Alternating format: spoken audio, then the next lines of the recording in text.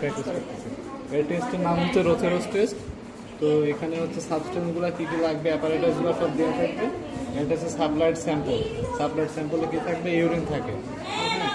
এরপরে হচ্ছে এই বিকারে থাকে হচ্ছে অ্যামোনিয়াম সালফেট।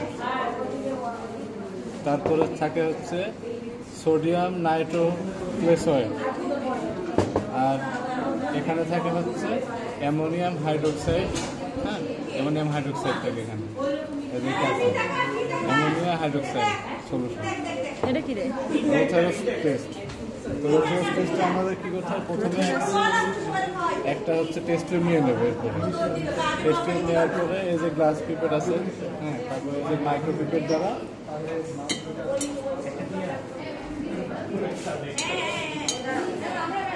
এই যে 5 ml লেগে আছে না, 5 ml হচ্ছে এই যে স্যাম্পল নিয়ে নেবে, 5 ml স্যাম্পল।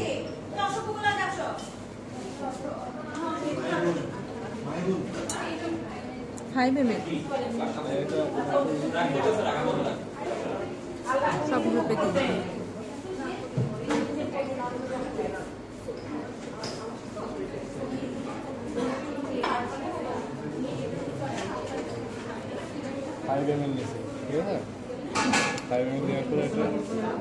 আচ্ছা, প্রসেসটা কিন্তু একটু বাঁকা করে নিয়ে ইয়ার দিয়া লাগে।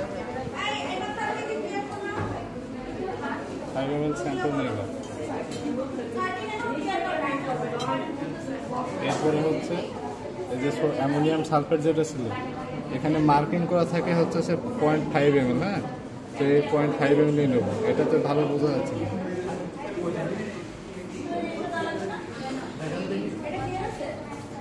এটা হচ্ছে 0.5 ml নেবে, অ্যামোনিয়াম সালফেট 0.5 ml।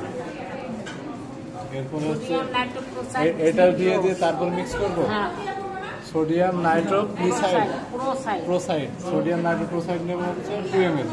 না, 3 ডোজ।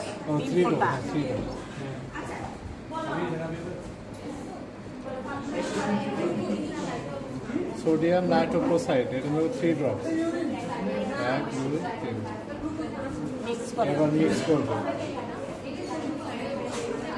তারপর ammonium hydroxide solution 2 ml। Test করে দাগ এসে এবার হচ্ছে অ্যামোনিয়াম নাইট্রোপারক্সাইড, না বললে কি আইটেমটা অ্যামোনিয়াম হাইড্রোক্সাইড। অ্যামোনিয়াম হাইড্রোক্সাইড যেটা আছে এটা নেব 2 ml।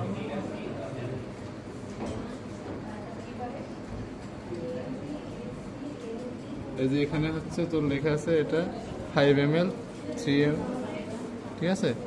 3 ml এই যে 2 ml পর্যন্ত আর একটু নিতে হবে, করতেছে না।